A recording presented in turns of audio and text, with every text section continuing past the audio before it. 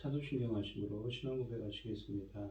전능하사 천지를 만드신 하나님 아버지를 내가 믿사오며 그 외아들 우리 주 예수 그리스도를 믿사오니 이는 성령으로 잉태하사 동정녀 마리아에게 나시고 본디오 빌라도에게 고난을 받으사 십자가에 못 박혀 죽으시고 장사한 지 사흘 만에 죽은 자 가운데서 다시 살아나시며 하늘에 오르사 전능하신 하나님 우편에 앉아 계시다가 저리로서 산자와 죽은 자를 심판하러 오시리라.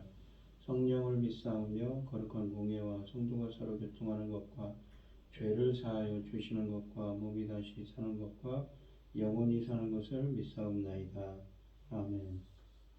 찬송가 144장입니다.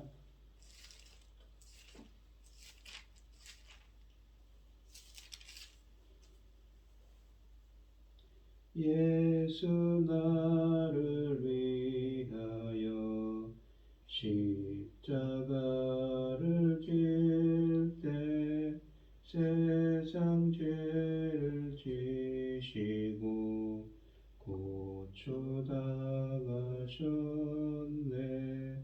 예수님 예수님 나의 죄 위하여 보배 피를 흘리니 죄인 받으소서.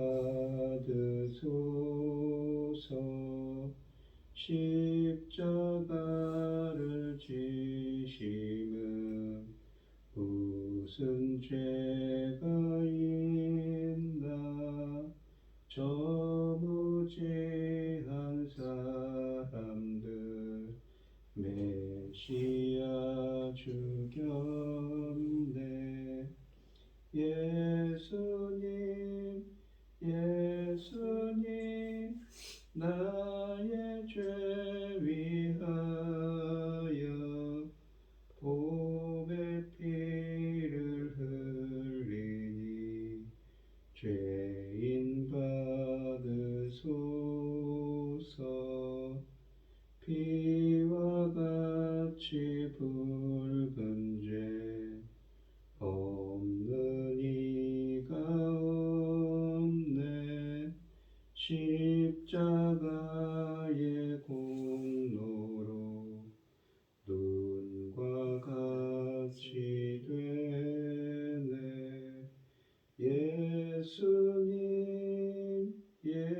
예수님 나의 죄 위하여 보배 피를 흘리니 죄인 받으소서. 아름답다 예수여 나의 좋은 친구. 예수 공로 아니면 영원 영벌 받네. 예수님 예수님 나의 죄 위하여 보배 피를 흘리니 죄인 받으소서.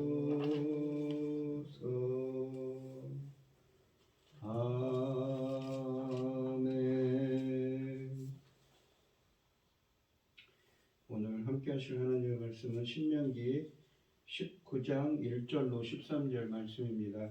신명기 19장 1절로 13절입니다. 교독을 하도록 하겠습니다. 제가 먼저 읽겠습니다.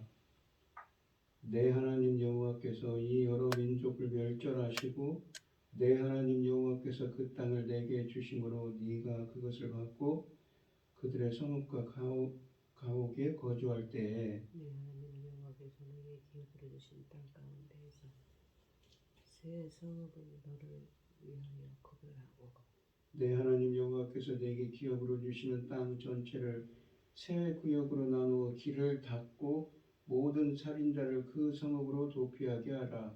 살인자가 그대로 도피하여 살만한 경우에는 영혼은 이러하니 곧 누구든지 본래 원한이 없이 부의 중인 그의 이웃을 죽인 일. 가령 사람이 그 이웃과 함께 벌목하러 삼림에 들어가서 손에 도끼를 들고 벌목하려고 찍을 때에 도끼가 자루에서 빠져 그의 이웃을 맞춰 그를 죽게 함과 같은 것이라. 이런 사람은 그 성읍 중 하나로 도피하여 성명을 보존할 것이니라. 그 사람이 그에게 본래 원한이 없으니 죽이기 합당하지 아니하나 두렵건대 그 피를 보복하는 자가 마음 복수심에 불타서 살인자를 찢었는데 그 가는 길이 멀면 그를 따라 잡아 죽일까 하노라. 그러므로 내가 네게 명령하기를 새 성읍을 너를 위하여 구걸하라 하노라. 내 하나님 여호와께서 내 조상들에게 맹세하신 대로 내 지경을 넓혀 내 조상들에게 주리라고 말씀하신 땅을 다 내게 주실 때에 또 너희가 오늘 내가 너희에게 명하는 이 모든 명령을 지켜 행하여 내 하나님 여호와를 사랑하고 항상 그의 길로 행할 때에는 이 셋 외에 새 성읍을 대하여 내 하나님 좋아요. 여호와께서 내게 기업으로 주시는 땅에서 무죄한 피를 흘리지 말라. 이같이 하면 내 피가 내게로 돌아가지 아니하리라. 그러나 만일 어떤 사람이 그의 이웃을 미워하여 엎드려 그를 기다리다가 일어나 상처를 입혀 죽게 하고 이 한 성읍으로 도피하면 그 본성의 장로들이 그들 사람을 보내어 그를 거기서 찾아다가 보복자의 손에 넘겨 죽이게 할 것이라. 내 눈이 그를 긍휼히 여기지 말고 무죄한 피를 흘린 죄를 이웃 이스라엘에서 제하라. 그래야면 내게 복이 있으리라. 아멘. 오늘 본문 말씀의 제목은 무죄한 피를 흘리지 말라입니다. 전에도 얘기한 적 있죠. 이 도피성에 대한 이야기를 합니다. 살인하지 말라는 계명에 따라 의도적인 살인하는 사람은 반드시 죽여야 하지만 실수로 사람을 죽게 만든 사람은 보복을 당하지 않도록 보호받는다고 하십니다. 출애굽기 21장 13, 14절은 원칙적으로 의도를 가지고 사람을 죽이는 것, 살인과 그리고 본의 아니게 실수로 사람을 죽이는 것, 과실을 구분하고 있습니다. 또한 민수기 35장 9절로 28절도 본문처럼 본의 아니게 사람을 죽게 한 사람이 죽은 사람의 친족들로부터 보호받을 수 있는 도피성에 대해 지시합니다. 본문이 언급하는 도피성 제도는 하나님이 요구하셨을 뿐만 아니라 이스라엘 사람들이 자신들에게 주는 선물이기도 합니다. 왜냐하면 도피성은 공동체에 속한 사람들이 본의 아니게 실수로 혹은 사고로 사람을 죽였을 때 그들에게 피난처를 제공할 수 있기 때문입니다. 한 가지 중요한 것은 실수나 사고로 사람을 죽이는 경우 가해자가 이 도피성 제도의 보호를 받아 조금은 면하지만 이러한 사실이 그가 결코 결백하다는 것을 뜻하는 것은 아니라는 사실입니다. 실수로 사람을 죽이는 경우에도 분명 속죄가 필요합니다. 과실치사도 죄지만 미리 계획한 살인과는 다르게 취급되어야 한다는 것이 이 율법의 취지입니다. 도피성은 총 5개가 세워지며 요단강 동쪽에 3개, 강 서쪽에 3개를 두어야 한다고 민수기 35장 13, 14절에 말씀하시지요. 모세가 2절에서 3곳만 언급하는 것은 이미 요단강 동쪽에 두어야 할 3곳은 이미 정해졌기 때문입니다.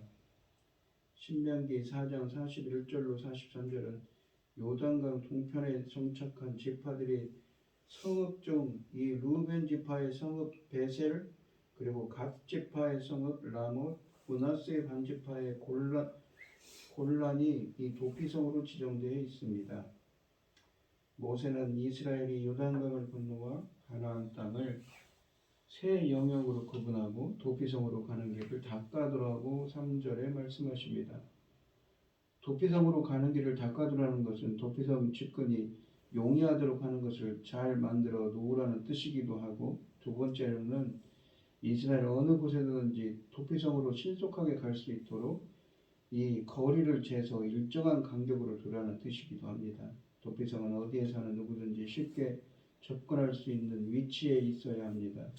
도망자가 도피성으로 가는 도중 죽은 사람의 친족들에게 붙잡혀 보복을 당하는 일을 최대한 예방하기 위해서입니다.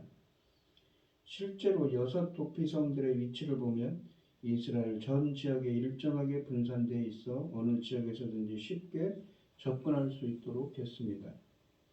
구약의 율법을 이에는 이로, 손에는 손으로, 밭에는 밭, 발에는 발로 보고가는 것으로 생각하는 것이 일반적이지만 이 도피성 제도는 이스라엘의 사법 제도가 정상을 참작하여 상당한 융통성을 가지고 법을 적용했다는 점을 암시합니다. 이에는 이로, 손에는 손으로, 발에는 발로의 원리는 악의를 가지고 이웃을 해치려 할 경우에만 유효한 제한된 원칙이었던 것입니다. 법이 정황을 고려하지 않고 정상을 참작하지 않고 적용된다면 법이 사람들을 보호하는 것이 아니라 그들을 지배하게 됩니다. 어느 사회든 법은 사회의 질서를 확립하고 사람들을 보호하기 위하여 제정된 것이라는 법의 정신에 위배되는 것이기도 하지요. 실수나 사고로 사람을 죽인 자는 도피성에 이르러 성의 장로들에게 상황을 설명하고 그들의 허락에 따라 성에 머물 수 있다고 여호수아서 20장 4절 같은 말씀에서 말씀하십니다.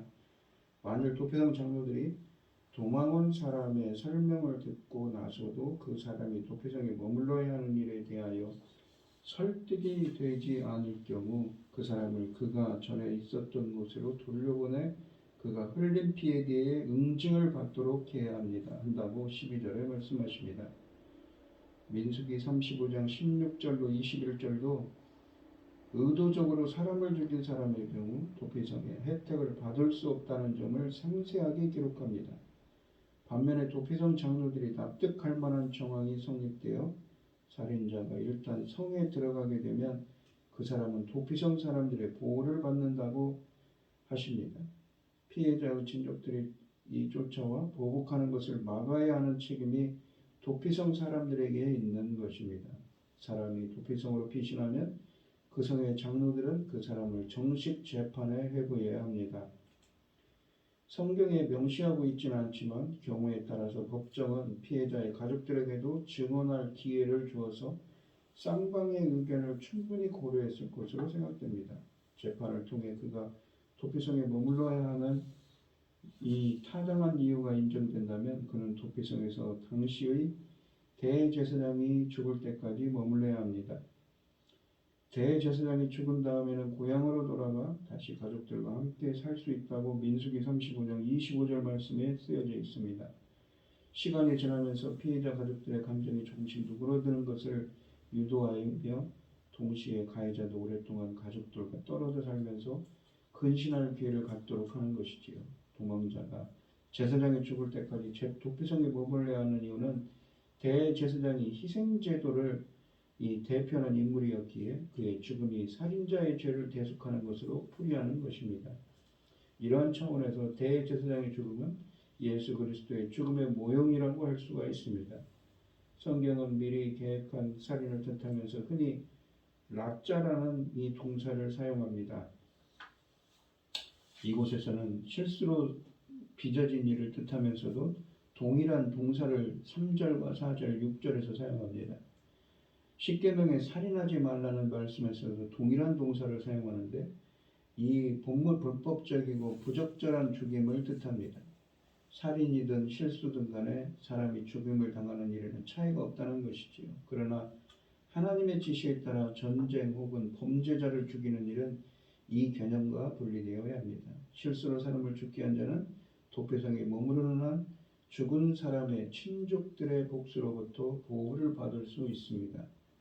도피성 제도는 이스라엘 백성들뿐만 아니라 이 민수기 35장 15절에 보시면 그들 중에 사는 이방인들에게도 동일하게 적용됩니다. 도피성 제도는 실수로 사람을 죽게 한 자들을 보호하는 것을 목적으로 하고 있지만 땅이 억울한 자가 흘린 피로 더러워지는 것을 막는 것도 하나의 목적이었기 때문에 이스라엘에 정착하여 사는 이방인들의 경우에도 이 동일하게 적용했던 것입니다.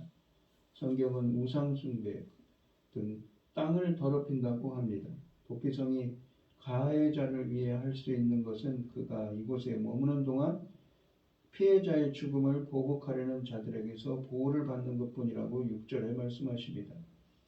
도피성을 벗어나면 살해될 수도 있습니다. 실수나 사고로 사람을 죽였다 해서 가해자는 분명 죄를 지었습니다.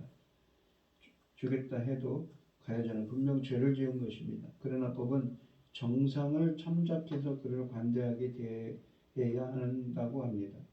성경에 제시한 도피성에 대한 규례를 살펴보면 다음과 같은 원리들이 드러납니다.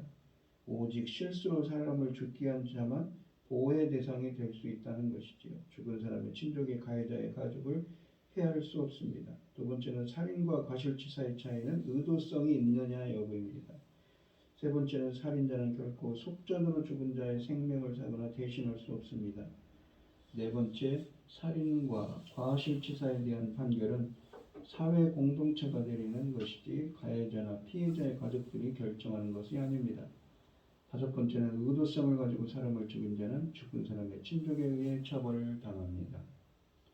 오늘 본문 말씀을 보시면 무고한 피를 흘리지 말라고 하십니다. 하나님은 고의로 살인한 사람은 반드시 죽여서 무고한 피를 흘린 죄를 제거하고 실수로 살인한 사람은 도피성으로 도피해서 무고한 피 흘림을 차단하려고 하십니다. 무죄한 자는 보호하고 무죄한 이 유죄, 죄가 있는 자는 반드시 처벌해야만 사사로운 복수를 받고 보복의 악순환을 끊어낼 수 있습니다. 우리가 살고 있는 사회도 마찬가지죠. 우리가 사는 사법제도는 도피성의 역할, 즉 모든 사람이 정당하게 재판받을 권리를 우리 사회도 따라야 되겠죠. 그러한 공정한 재판이 되어야 됩니다. 하지만 이 사회는 유전무죄, 무전유죄라는 말이 떠돌고 있지요. 우리 사회도 정말 이 도피성 제도처럼 공정한 사회가 될 수 있도록 정의와 공의의 사회가 될 수 있도록 기도하는 여러분들이 되시기를 바랍니다. 기도하겠습니다.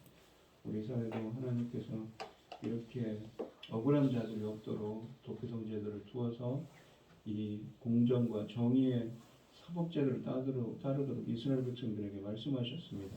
그러한 것처럼 우리가 사는 사회도 공의와 정의가 강같이 흐르는 공정한 판결이 이루어지는 삶이 되게 하여 주시옵소서. 이 모든 말씀 거룩하신 예수님 이름으로 기도합니다. 아멘. 하늘에 계신 우리 아버지여 이름이 거룩히 여김을 받으시오며 나라의 마옵시며 뜻이 하늘에서 이룬 것 같이 땅에서도 이루어지이다. 오늘날 우리에게 일용할 양식을 주옵시고 우리가 우리에게 죄 지은 자를 사하여 준 것 같이 우리 죄를 사하여 주옵시고 우리를 시험에 들게 하지 마옵시고 다만 악에서 구하옵소서. 대개 나라와 권세와 영광의 아버지께 영원히 있사옵나이다. 아멘. 오늘 주신 말씀 가지고 함께 기도할게요. 우리가 이 사회도 우리가 사는 사회도 공의와 정의가 강같이 흐르는 공정한 사회가 되게 달라고 기도하시고 어려움을 당하신 분들과 각자 그의 점을 가지고 주여 삼청하시면서 성소를 불러하도록 하겠습니다. 주여 주여 주여. 우리가 사는 사회도 이 도피성 제도처럼 하나님의 공의와 정의가 강같이 흐르는 공정하고 공평한 사회가 될 수 있도록 주님 인도하여 주시옵소서. 함께하여 주시옵소서. 역사하여 주시옵소서. 아버지 붙들어 주시옵소서. 주여.